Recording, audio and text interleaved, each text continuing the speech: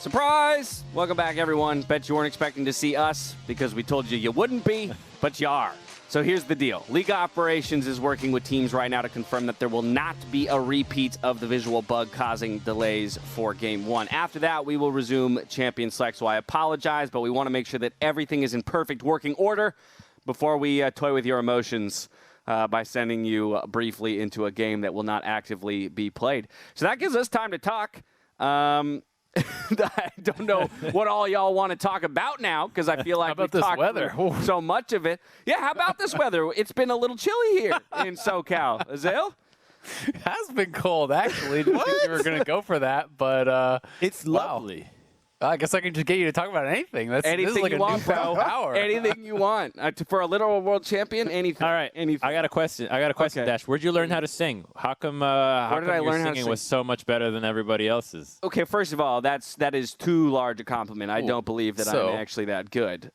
I did just get some information that I've been told I can actually pass on. Oh, please. So it is an issue with the champion skin particles. And they are remaking the game and keeping the draft since both teams agreed to keep the same draft. So that is fairly big information. So hopefully they will be able to figure out whatever the issue is with the champion skin particle, and we can quickly get back into it. But it is good to know that they will at least be keeping that same draft. Sweet. Cool. Thank you for the update, and we will return to that. I do want to answer your question, Crumbs. I don't think I'm a good singer, but any of my singing ability comes from the fact that I have been doing musical theater since I was 7 years old. So I did take vocal lessons as a kid for a bit.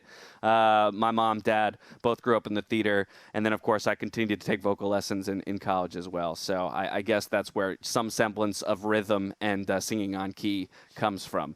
That said, I do want to return to this point. The teams having requested to keep Champion Select the same. And I actually think that that's an important point. So given an opportunity to either redo Champion Select or keep the same draft, both teams appear happy with what they ended up with. So Crumbs, let's keep going. Let's keep grinding on that point.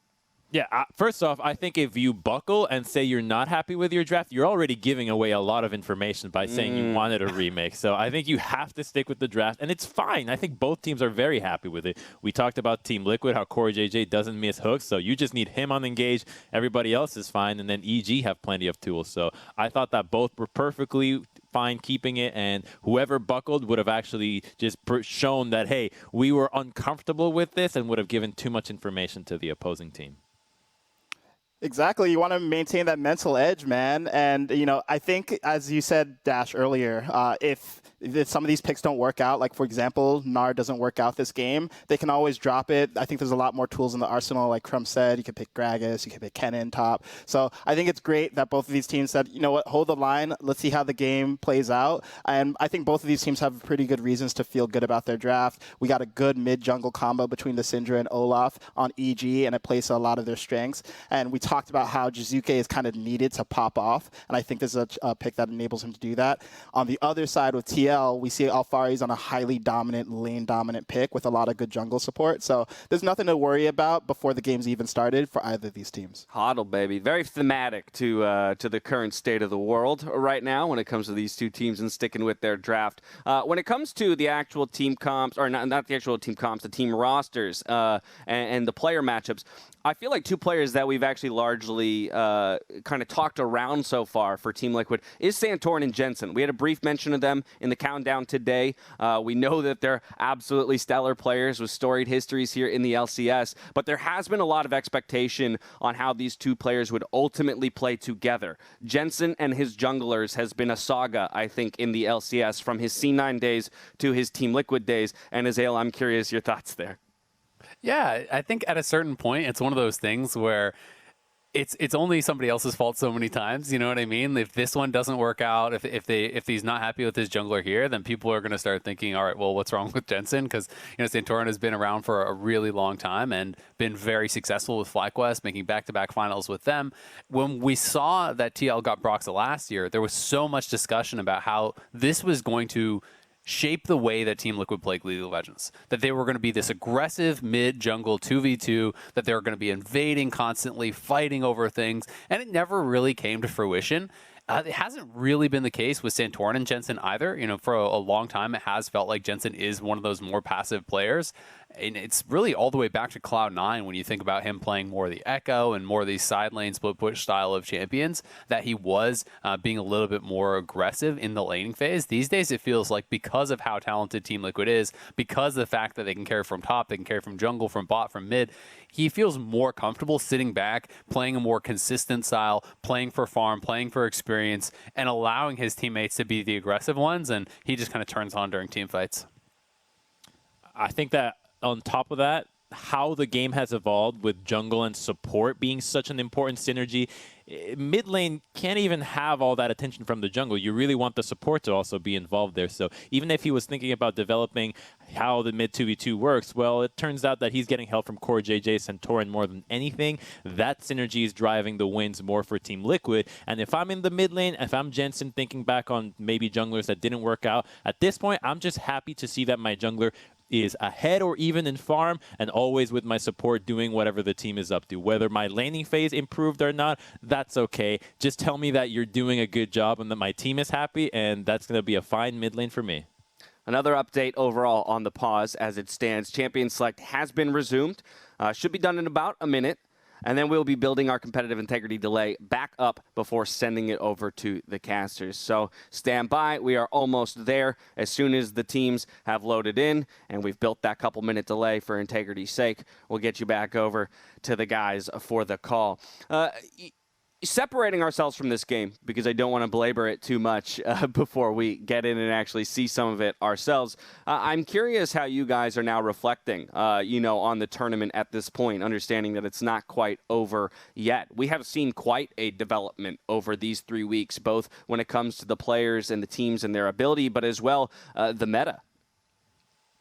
Yeah, I think it's been incredibly exciting to see that development, because to me what this means is that we're going to be getting teams at their best from the word go, right? I want to see the best team go to the playoffs. I want to see the best teams represented us at MSI, represent us at Worlds. And I do think that having this opportunity to actually get so many games in early on, to play best of fives, best of threes this early on in the year, really is beneficial for the teams. We heard Papa Smithy talk about how this could impact them going forward into the year. And I do think having a strong grip on the meta is beneficial for the entire region. You're practicing the right champions. You're practicing against the right champions. And I do think that that is the kind of thing that can really level up a region going forward. I totally agree. And one of the things to point out is how rapidly the meta has changed, literally on a day-to-day basis, if not a week-to-week basis. Week 1, we saw only one Aphelios game. That was super weird since Aphelios was getting played everywhere. Then week 2, tons of Aphelios. Now we're seeing Seraphine show up, arguably a little bit late considering how powerful and flexible this champion is. Now we're seeing her again. So I think part of the beauty of this lock-in tournament is it allows teams to quickly run basically drills and see, okay, some of these picks work super well in solo queue, like, Samira, but they don't translate super well into competitive. Let's not waste week 1 of the LCS experimenting, and let's get right into it and build momentum. And I love that point, Primal, because one of the things that NA is always criticized for is how slow some of these pros are to adapt. And we're seeing it day to day, week over week. It's been great. I know I'm taking a tangential left turn here, but Crumbs, another conversation that we had at the top of the day during Countdown when it came to the league as a whole was which role we felt was ultimately the most stacked in terms of competition. And we had people sitting on pretty much every side of the coin, aside from mid lane, as Mark was happy to point out. But I'm curious your thoughts. Is there a particular role that you think stands above the rest here in North America? Ooh, I don't know about stands above the rest, but to me it feels like the jungle and support are really starting to get stacked roles. So the jungle with a ton of imports, ton of young talents, but in the support role, all the veterans, it really seems like the support role should be the role that a lot of players role swap to. You can't make it in the micro and the high mechanically intensive roles. Just play support. It's fine. Alistar is basically a combo in itself. The Seraphine is so easy. So I actually think over time, the support role should be the NA king role for us because everybody can just retire into it. And if the balanced team makes easy champions in the support role, it can be even better. So I think support all the way. And as a great man once said, support is so easy. So I agree with Krause. So easy. Support has good players, and it's kind of easy. Yes or no? Greatest role swap of all time? Core JJ? Oh. Of all time. Ambition's up All there. time. Yeah, Ambition's up exactly. there See, that's too. what I'm saying. I'm all time. All time. Is he the greatest, Ooh, though? man. From Actually, top no. laner to support world champion? Really? Yeah, he's won Worlds. Yeah, we can't beat him. But there's others that have done quite a lot. So, for example, what was the AD carry Score from the LCK had an amazing roll swap. Crazy AD became a To crazy jungle? jungler, Yeah. but never had that success. So I think Core is the only one that has the roll swap with the accolades.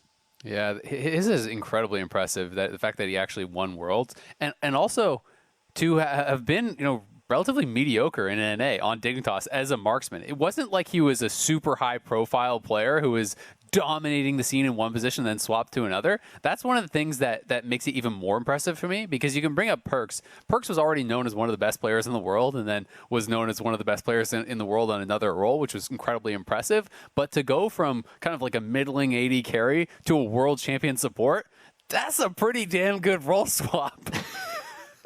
To say the least. Okay, that is pretty damn good, but I think it's actually Ambition after thinking about it more. Okay, Like, okay. we have to remember, right? Ambition was a super, super skilled mid laner. He got to a point in his career where people were like, he's kind of washed up. Faker's a new guy in town. He switches to jungle, and not only does he switch to jungle, he beats Faker in Worlds 2017 and makes Faker cry. So I think when we're talking about all-time role swaps, I think it's Ambition. They All both right. are on the same team, too, so it's hard to argue against those. Yeah, it is, right? Hey, I'm just happy we get to have that conversation. So cool to me that in the game of League of Legends, players can find success even while swapping roles midway through a career. With that, though, I am getting word that the issues are resolved. Competitive integrity is intact, and we are now sending it over to Pastry Time and Kobe for the call. Thank you, Dash. Much like a wizard, this game arrives exactly when it means to, Kobe, but game one is underway in just a few moments. Finally! These crybaby players, they're like, I can't see the spells in this game. Oh, we got a remake now. Honestly, really glad that we have all these operations in place, though, to ensure the competitive integrity of our games. We want to have, this lock-in tournament come to a victor that is deserved. So the game is going to be played out here pretty quickly. We'll get right into it. We finally made it through. Everything has been agreed upon. If you're just joining us recently, we did picks bans. There was a visual bug where they couldn't see some of the spells, so remade it. Both teams had the option of full remaking. That means new picks and bans. Both teams' coaches agreed to do the exact same team compositions coming in, so we don't have to go through that again, and we'll get right into it. Yep, ton of respect there for the teams just saying, you know what, let's run it back. We were planning on doing it anyway, right? Like Crumbs was saying, maybe you don't want to give away that maybe you made a mistake already. But game number one, we'll see these drafts finally do battle as Evil Geniuses and Team Liquid are fighting for the final spot here in the LCS lock-in. It's been such a fun tournament so far. Day to day, it feels like things change, and already Alfari is under pressure by both Svenskeren and Impact. All right, let's see if they continue with this invade. Just going to be the deep ward here for Svenskeren to start tracking Udyr early. Both of them do have very, very quick clears. So it's actually going to be really fun to track where they start now, both sides knowing that they have the deep ward on red.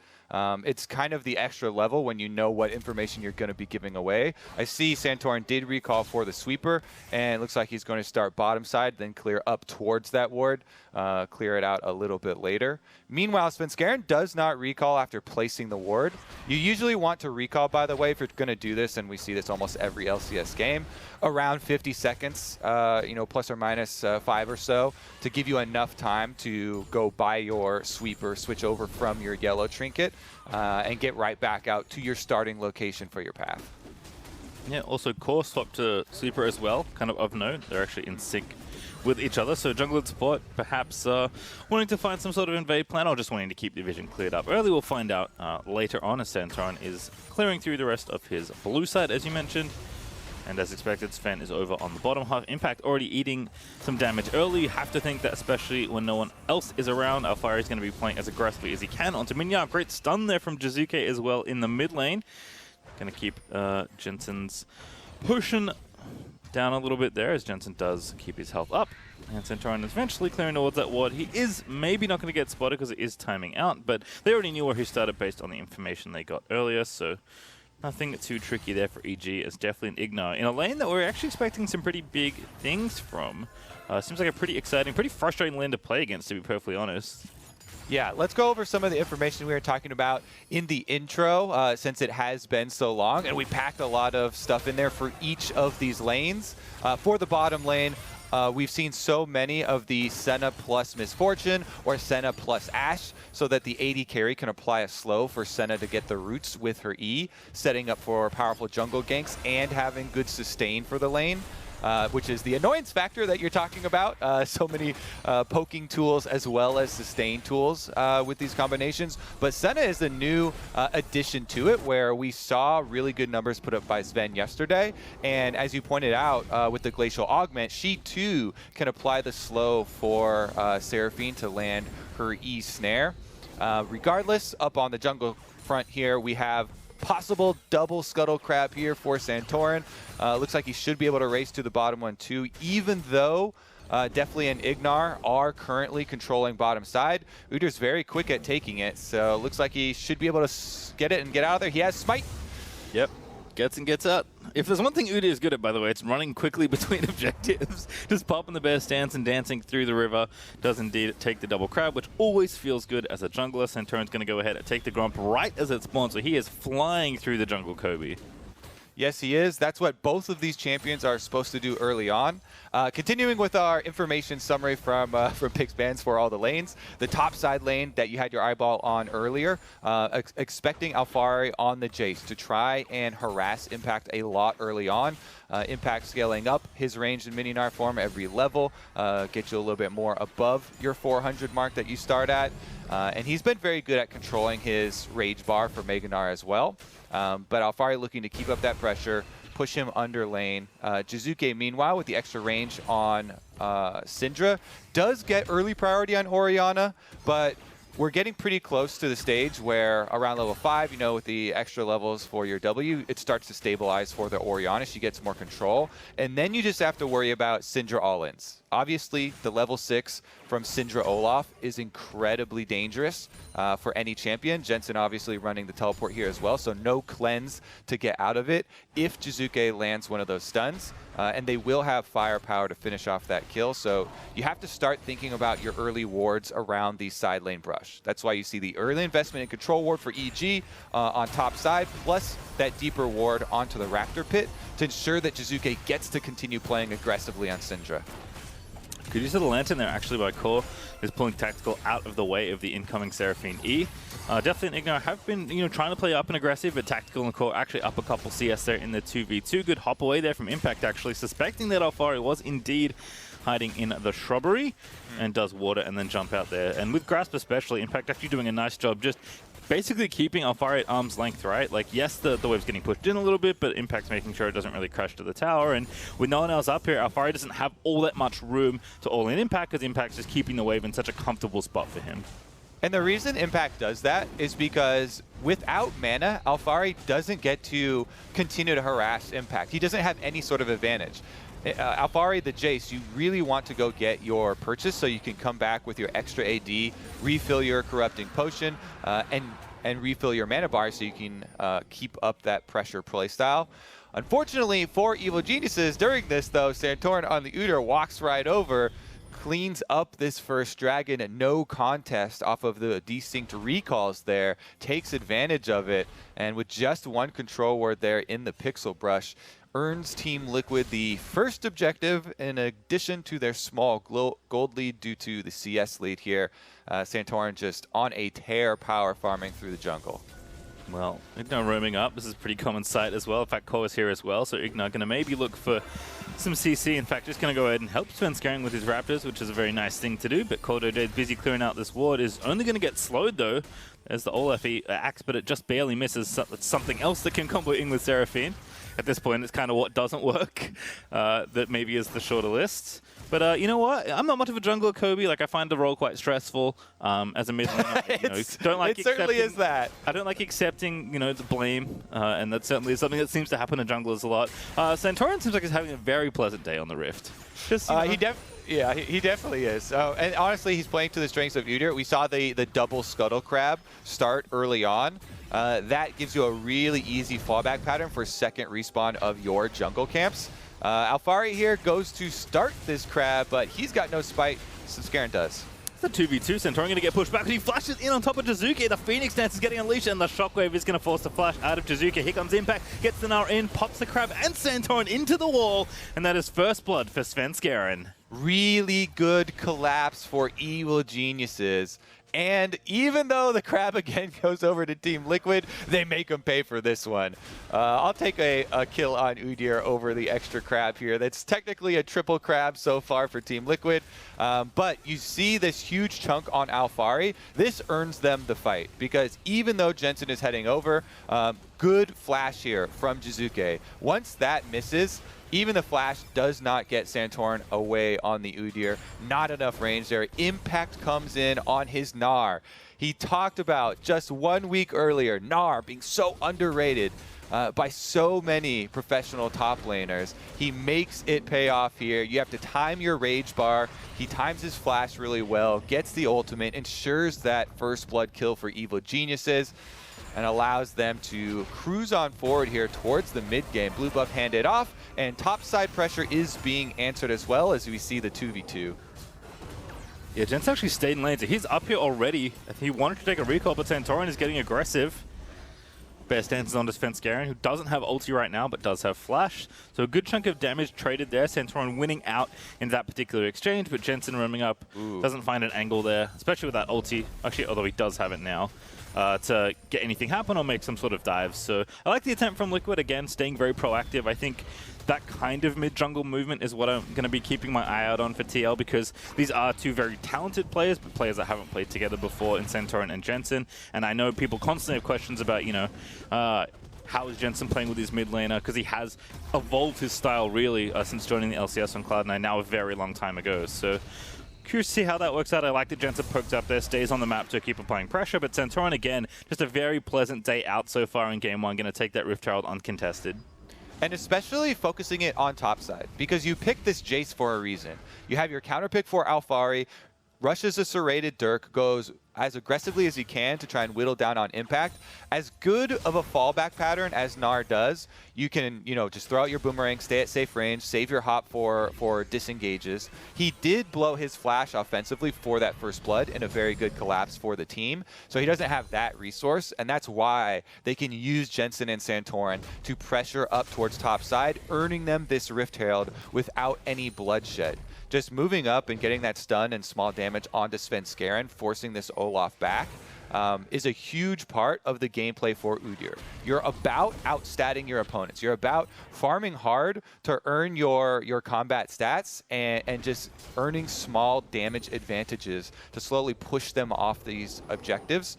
He's been able to do so much control with a lot of the neutrals thus far. Early Dragon for Team Liquid, Rift Herald for Team Liquid, 3 Scuttle Crabs for Team Liquid, and now with that Rift Herald in hand, he can go to one of these pushing lanes, either the top or the bottom side, and try and make a play there. Alphari, though, currently under attack from Impact. He has gone on the offensive, despite the very defensive opening in items. Hook, yeah, into the Ragnarok it goes, and pull out Santorin. Will call JJ.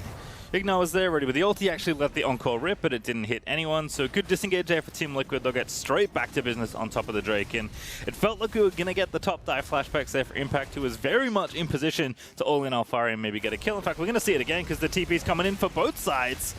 Liquid in first with their TP. Impact dancing around. Sorry, that's Jizuke. Fellas are hard sometimes as Jensen there looking for the shockwave. Jizuke gets the ulti down, but it's not enough. And Jensen's going to take that kill. Now Svenskeren walking up. Going to be the next one joining the Conga line. But Core JJ, of course, he's here in the top lane. Kobe Sven, they're all in. He's going to grab that kill. Here comes Ignar as well. They're going to keep chasing. Shockwave pulls one back, but not enough to get the damage as Guardian procs for Ignar as EG going to win out overall. And one of the things, I love this play because it just illustrates what they were talking about in their interviews.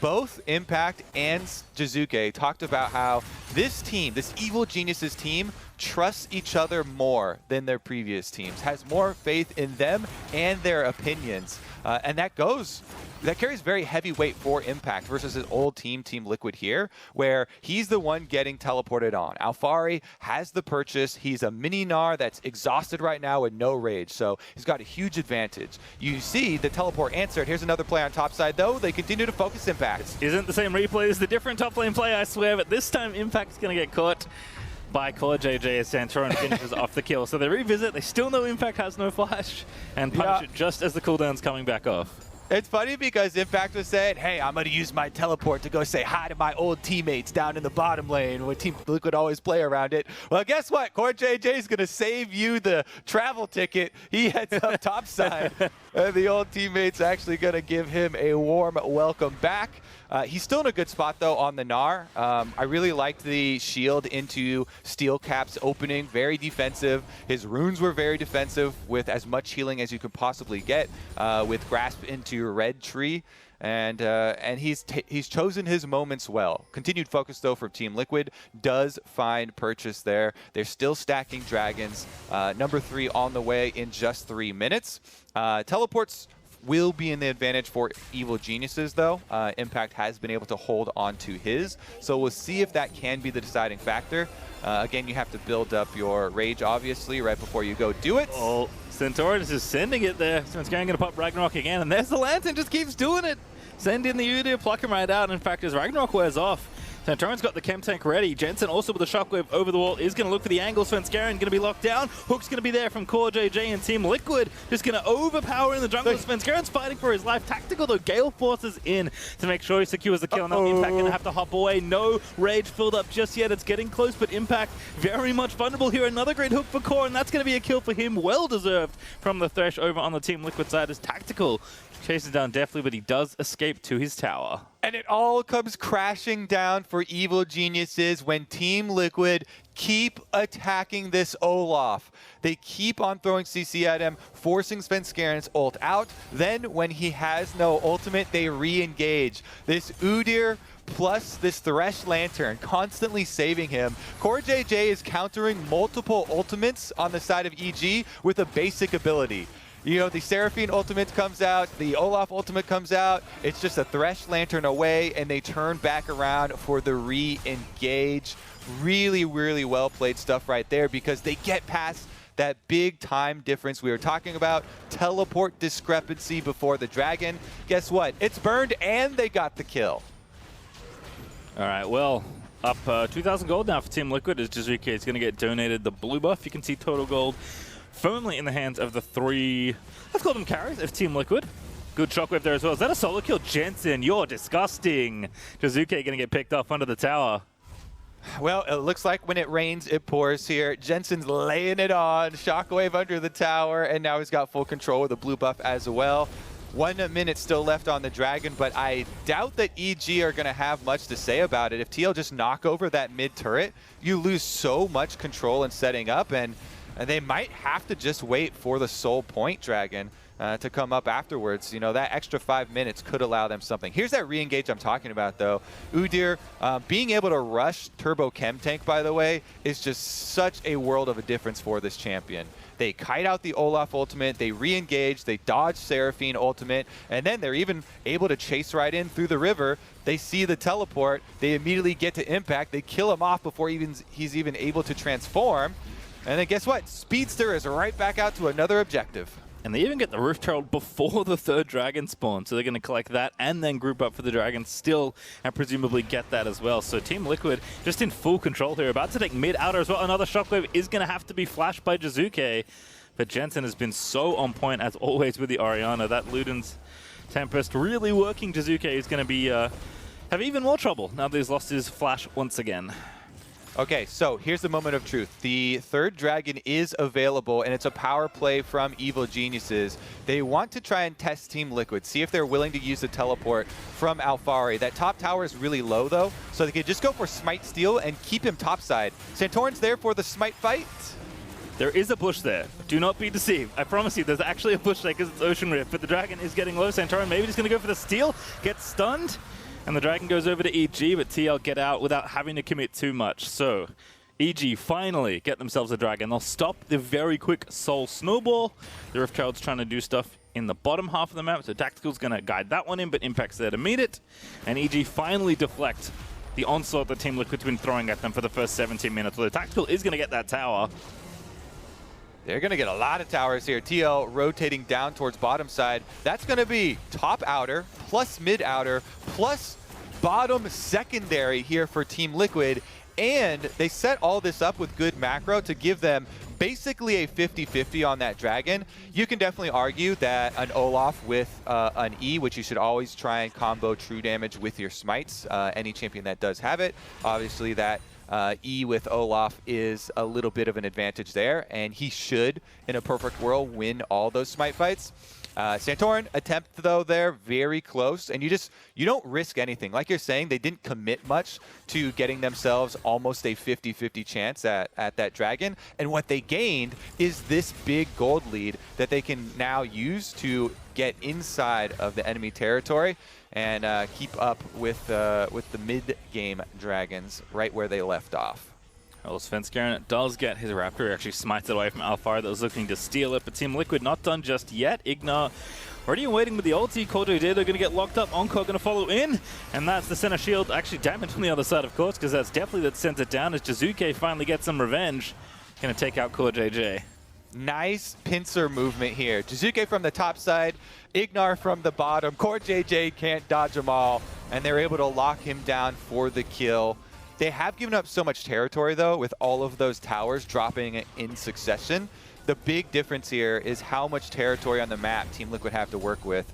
And since they're the ones with the power farmed Udyr right now running around on Turbo Chem Tank, you get a lot easier rotations coming through that are a lot safer, while EG have to take the long way around, going through their defensive paths by their secondary towers. Yeah, it cannot be overstated how challenging this map is to play right now on the EG side, because you just have no room at all, right? Like you were saying, with no territory, everything takes longer. You have to check every bush. If you try and take a shortcut, you typically get yourself killed, and then the advantage snowballs even further. So EG must play very measured to kind of move this game back to a spot where they can maybe find a 5v5 around an objective and then tip the scales a bit. Because Team Liquid are still up, what, 5,000 gold? And we're not even at 20 minutes just yet. Yes, They stopped the Soul Snowball, but all that TL has gained between objectives and gold and territory in space has just been overwhelming. And again, it's like one of those things where it doesn't seem like much. Like, it doesn't seem that fast. It doesn't seem like Team Liquid come at you all that quickly. But every time, if you kind of staple the plays back together, you know, all the different picks and the TPs and the skirmishes, you'd be like, oh, yeah, that's why. Team Liquid are just, like, very clinical, yet also somehow very decisive, which is terrifying, I think, for any LCS team. Yeah, it looks like a lot to me. Look at that, all red on that graph. And it's been so many Core JJ plays denying things with the Lantern, but also Jensen and Santorin with a couple of big ones themselves. I do want to point out, as EG are looking for a possible capture play on the secondary tower, they get the stun. That's a good one. Tactical is going to get chummed up. See you later. Old Svenskeren going to grab that one. Still Ragnaroking forward. Does get a great axe, actually slowing quite a few people, but Jizuke can't find it yet. Impact, though, going to be here for the wraparound, but he's got no rage right now as Alfari is there. A three-man shockwave for Jensen's going to delay the onslaught, but Impact still going in. He's still building up rage, going to try and slow down Santorin with the boomerangs, but he's going to run back towards the safety of his own jungle as EG do fight back and get one kill. They're able to get one. Let's see what they can push it towards. They really need some of the standing gold on the map, because they could actually make up quite a bit of this deficit if they can counter push. They don't keep everybody up by the minion wave, though, so it looks like it is just going to be a reset for them. 40 seconds on the dragon. They want to get over there. Yes, because they got the earlier one, this one doesn't mean soul. This is only going to set up Team Liquid for number 3. But part of the important thing in Team Liquid winning a lot of this early game and taking down these early towers is that their comp does need to be there first. They do have less engage options themselves and work so much off of setup with vision by the objective. So it's very important that Team Liquid get here first. That way you can make more effective Thresh hooks and make them run to you through your Orianna Shockwave, through your Thresh box, rather than the other way around, which EG definitely have a lot of longer range CC abilities, and Impact has his rage built up on Gnar. He's keeping it just below transformation here, so he can try and save it for the dragon fight and look for his flank. Yeah, Rage Management, a very real minigame that Na has to play. The Santorin's just yeeting in there on the Udyr. He's so fast. Tank down. Udyr is comically fast. And TL going to try and get him in there as the objective has been started. Ocean Dragon currently attacking EG, but Team Liquid looks like they want to fight here. They get the crab, I believe. Dragon down to 50% HP, but Impact still angry. Going to be threatening over the wall, looking for the ulti, finds it, Dragon goes over to EG, and now the fight's going to begin. Good ulti there from Ignar, but they leap in there and definitely gets killed by Santorin. It's Core JJ, of course, found him with the hook, and now the fight is going to keep going. MF ulti's massive as Alfari takes down Svenskeren. He will die to Impact as a result of it all, but Impact still moving on as he does fall indeed to Jensen. So Team Liquid, despite not getting the Dragon, do win the team fight. That MF ultimate zone in the middle was huge. Tactical just ripped them apart. And I was very curious, with this initiation, Impact actually does not want to Gnar ultimate just stand Santorin in. So he had it saved here, but now he has got no jump.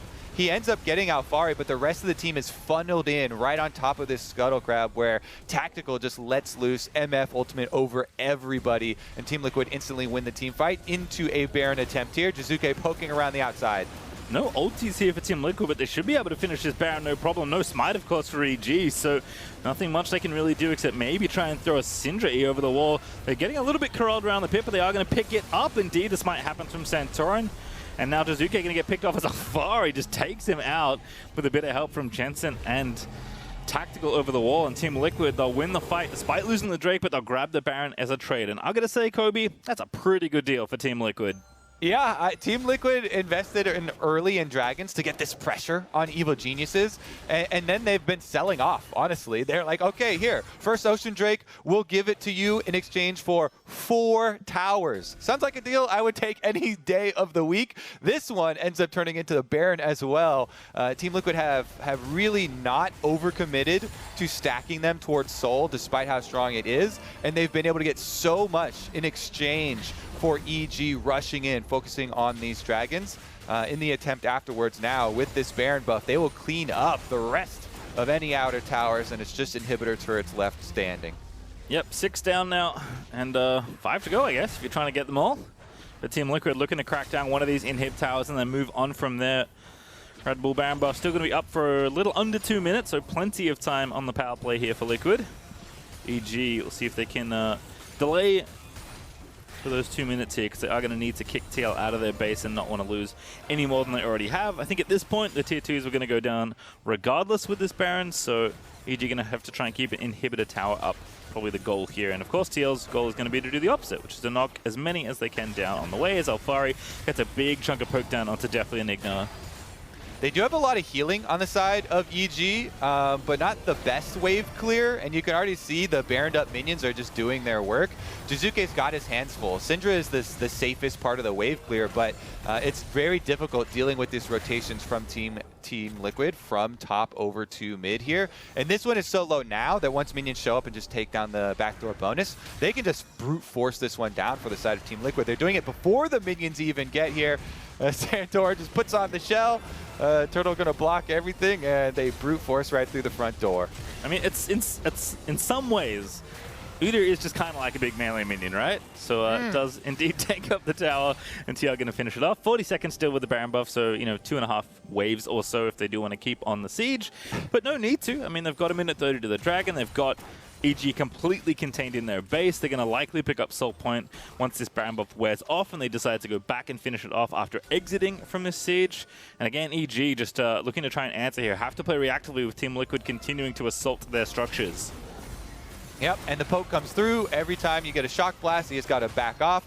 Keep your eye on the Orianna ball. He should be passing it to Santorin for the extra speed up here. Actually using it to zone them off right now. Root does land onto Alfari. Chomp's going to hit 2. Impact with the flank somehow wraps it all around. And Team Liquid now going to have to keep moving forward as definitely finds a shutdown. Shockwave actually doesn't complete because Jensen died in the middle of it. And EG, they found the flank. It's Impact's Gnar, and what else, Kobe, that's going to give EG some life? How fitting that Impact is able to take down Team Liquid with the teleport. Big flank, 4 members dead now for TL. Problem is they will be respawning right before this Dragon. I think EG, if they just get there first and rush it down, they should be able to get it, because there's only 1 teleport here on Jensen, And that means that Udyr, as fast as he is only going to have like 3 seconds from his respawn time to run over to that dragon. Here's another look, though. Impact's flank was great, but honestly, the first time around, too, you see that bottom side Seraphine engage on double carries. That was huge as well. Ignar definitely doing his part, setting it up and earning them the kills on the bottom half of that fight, in addition to Impact finding that flank. Yeah, Semifinals looking pretty good there. ZG still actually shoving down. They have not picked up a tower yet, by the way. Mid would be a great start here, but EG instead going to have to go to the Soul because they know that this is an objective worth fighting for. Team Liquid not going to be able to make it in time. It's EG that will finish it off. Impact stealing the blue buff in the process means that they'll be the team to walk away with Soul Point. Not what we would have expected, given how the early game went. Yeah, really, really big resurgence here for EG. They're still so far behind in gold that you're going to need another flank like that and another great combination from Deathly and Ignar to be able to win, because that was just so good by them, locking up both carries. Tactical did not get the channel ultimate, died as he even started it. Jensen got immediately taken down as well. And it is going to require that for a repeat, because Team Liquid with such a big early lead, still in a very powerful position here. All right, well, TL lining things back up. Lost the dragon, that's okay. Got a Baron in a minute to try and play for. Jensen unfortunately did lose 10 pages out of his Magi's for that death, so a little bit more additionally costly, but still a 7, not bad, but not the 17 that he was sitting on before. Definitely true. I also want to point out, just for longtime Udyr players, will never play Udyr without a skin, and Santorin is going as hipster as you can get. The black belt skin, the one that came out with Udyr, is almost like not having a skin, but you technically are. So it is the most hipster way too, because he is a pro player. They have all skins unlocked. He can choose from anything, and he chooses to go for black belt. Honestly, it's a good look with how well they control the early game and all those objectives. So I will allow it. Definitely a fan of the latest one as well as the ultimate one, though. I'm going to be honest. If you had quizzed me, I would have said that that's Space Udyr. Yeah. I had no idea that that was indeed Black Belt Udyr. But like I said, Santorin's been around a while, like almost a decade of play. At the professional level, let alone how long he's actually been playing the game for since the start, I'm sure, or since very near the start as Team Liquid. Still grouping up around the old mid lane. Still wanted to defend this mid out of tower. It's such a good bit of space when you're trying to play between these big dragons and these barons. So Team Liquid do actually want to invest in keeping this up. Santorin in there with a shockwave. What an engage by Team Liquid, but the counter engage is good. But Ignar hits 3 as Svenskaren's going to run in there, berserking into the back line as Tactical's going to shoot him down, as Jensen is the one, in fact, to claim the kill. But Team Liquid is going to make it look all too good. The gold lead Kobe still too big as Impact grabbed up and slain by his own team, as Team Liquid are going to storm down mid to finish off the game. That's the hipster flash bear slap shockwave from Santorin. Omega engage right there. Just run straight at him if all else fails. Pastry, TL right down the middle for game number 1. All right, right as we expected it, Team Liquid are going to claim the first next as poor Seraphine recalling back in her own jungle. Not going to be enough to save it. Kobe, sometimes the simplest game plan is the best. And if I can't think of a better demonstration than Udyr just running at people to end the game for Team Liquid.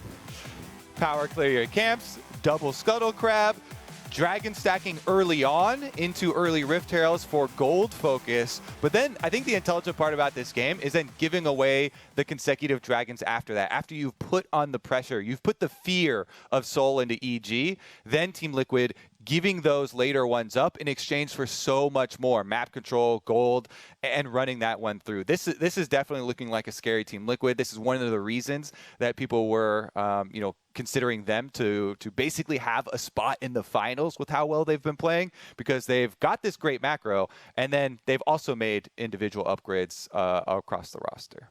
I mean, Team Liquid are just so good at trading. They're kind of like the fifth grader you trade Pokemon cards with, where it seems like a decent deal at the time, and then you look back, you're like, wait a second, this doesn't seem so good for me. I mean, TL, they just know how to play the game, and certainly the map, as they do take Nexus #1. It is time for us to step away, but when we return, the State Farm Analyst Test will be breaking down that win. See you there.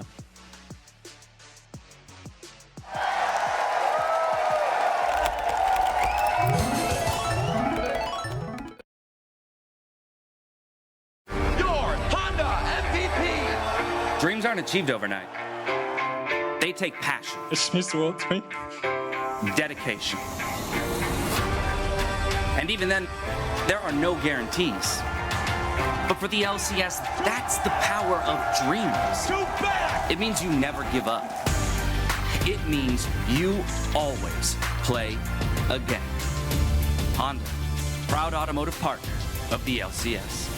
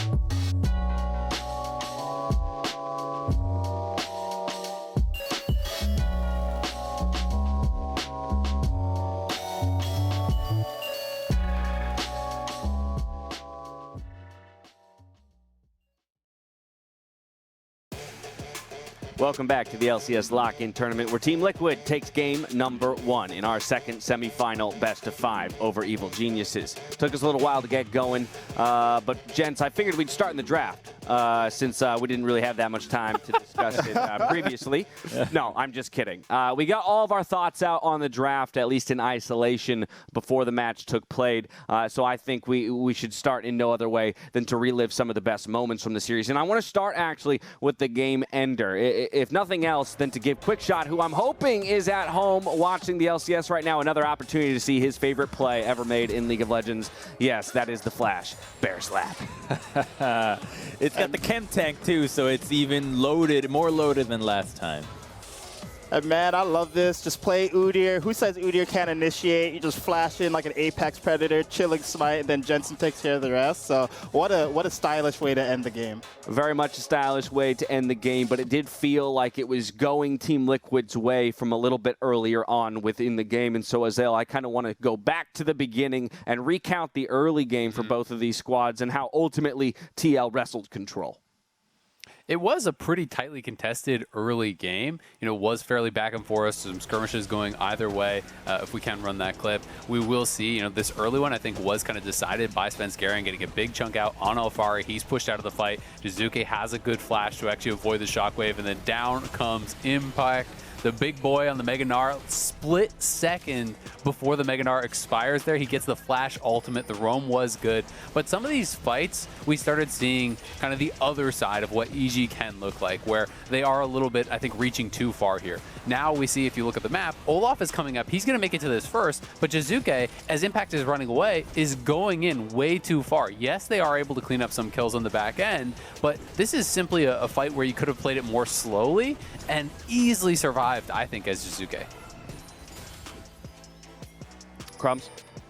So I just think that EG still trying to figure out how to make Jizuke work on a control mage. I mean, it's the same story from last year. It's not entirely his best pick, and I'm not going to criticize the draft. I think it was fine here, but the player himself having really hard time here. And this was another issue of just the play itself. Svenskeren had gotten out from his ultimate and was staying around a little bit too far, and Team Liquid did not hesitate to punish. It seems to be how Team Liquid got these leads back into the game, because that right there, two freebies that then yield the setup for the Dragon, give you the objective afterwards, and seemingly for nothing. So the EG individual members need to think more about what it is that they are doing, if they're overextending before trying to fit into the team, because there's too many independent mistakes that are costing way too much.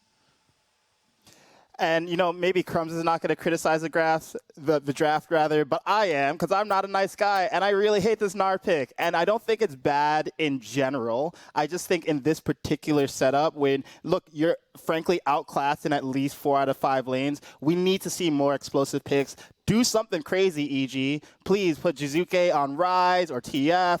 Give Impact something he can carry on. He said, hey, look, I'm really actually an aggressive player, and I was just being held back on CL. It's time to show that, and Gnar's not showing that. I mean, what was that Mega Gnar though, right? Like that was great. That was explosive. I think that for me, at the end of the day, it comes down to execution. When you have a terrible TP like he did, into the river, giving up his DP and his flash, dying anyway, when Svenskeren is running into multiple members to try to clear a ward and dying, it doesn't matter what picks you're on. There's no champion that makes that look good. I just think that at the end of the day, Team Liquid is such a strong team. They had a solid draft. They have some of the best players in the league at every single position. You don't get to make mistakes like that and think you're going to come away with the win. So I see your Mega Gnar play, and I want to raise you. You remember that play top lane where Impact TP'd in for a flank, and then it turns out he doesn't have Mega Gnar, so it's like the most anemic TP ever. He just boomerangs them and nothing happens. You play a pick like Kennen, you play a pick like Gragas, at least there's something you can do, even with your basic abilities as Gragas and Kennen if you have your ult up. So I agree with you. There were some really, really great plays from Impact, but we need more than the occasional play around a huge turnaround when you're basically getting pushed in and everything's falling apart. We need the champions that consistently can show up and create advantages by themselves. Crumbs? I think what you want is champions that can just constantly skirmish whenever they want, instead of having to be reliant on specific setups. And that's what I want to see more out of EG, right? You want to see Jizuke setting up his own play, not having to rely on somebody else. Impact, a champion that can set up his own play and get ahead on his own. That way, if they are having a great game, they can take that advantage out by themselves, grow it, and they don't need anybody else. So maybe that could work for the side of Evil Geniuses, but I'm still 100% on the Azael camp in that it's execution first. You have to look at your execution before you start criticizing the draft, because otherwise you would never stop criticizing the draft, because there's always some mistake that you could say, oh, it was a champion. Got to play well first. Well, we know a bit about what we want to see out of EG, but I can tell you something else. I'm pretty sure I know what EG does not want to see out of TL in game number 2, and that's Core JJ on Thresh, because we already saw the early game highlights and how many hooks he was hitting. Let's take a look at the 22-minute drag fight, and you can tell me whether or not this is legit. It doesn't matter. The hook lands, and it's Core JJ. Yeah, watch definitely here. Yeah, it's definitely in Core JJ, because Impact takes a lot of the initial brunt, but look at that hook. It catches the AD from thin air. He's bending the bullet. Yeah, have a look. The fight is won. I mean, Core JJ won you the fight. Do whatever else everybody else has to do. Just walk at them. Core JJ has done the heavy lifting right away. I'm pretty sure Core JJ just like mind controlled the rest of EG to just step out of the way at the perfect time Parted there the as seas, well. yeah. So yeah, I guess that's just what perfect humans are capable of, man. Just mind control and everything. All right, let's talk Game 2 real quick. I know we've already talked a little bit about what we want to see out of Evil Geniuses, but let's talk about what that might actually look like. I heard a mention of the Kennen, for example, in the top lane, but do we think everything is solved by virtue of a different top lane pick, or does something else need to change as well, with EG sticking on blue side? So I 100% agree with Azale and Crumbs. You need different execution, right? And I don't think any draft in the world is going to cover crappy play. That said, I think better picks that allow, as Crumbs was saying, these individual players to create their own plays will help and just introduce a lot of variance into the game. At the end of the day, EG, they have to be honest about their strengths, and their strength is not going to be individual player outskilling, but I think they have a lot of dynamicism. Is that even a word? I don't think it is now. Dynamism is a word. Yeah, dynamism. From mid, from jungle, look for plays on side lanes, TPs, better TPs this time, Jizuke. So execution first, but let's also fix that draft. Azale. I think with them going blue side, though, Kaizen, you're going to be disappointed because blue side to me says you're blind picking your solo lanes, you're picking safe, you're picking standard, and you're just trying to play better. I think if they were going to go towards something like a Kennen or an Echo or even a Yone or a Yasuo, something crazy, that would be given to us on the red side where they could hide it till later in the draft. I am disappointed. I want to see that Yone, though, because you mentioned red side Yone on red side, though. Cloud9 is blind picking it on blue side yesterday. If you're good enough at the champion, and I think Jizuke can be, it gives him enough mobility to get into the fight and get out. Like, I just want to see him with the mobility. At this point, I'm not even going to try to criticize any of the teams. They all love putting him on control mages. Just give him a speed boost.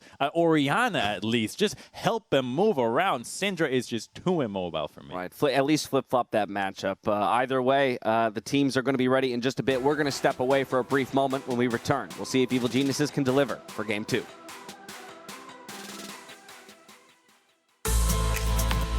Let's do the Realm Warp again. In this Assist of the Day presented by State Farm. Grabbing an uncontested Baron isn't enough when life is about living evil. So Jizuke opened the door to even more, and EG proceeded to take down Golden Guardians. There for Svenskeren, and here comes Jizuke, going to get the boys in with the ulti out of Rise, and it's carnage as Svenskeren's going to take out Niles. Honker over the top there for Ignar as Iconic goes golden, but there's just abilities being thrown every pot.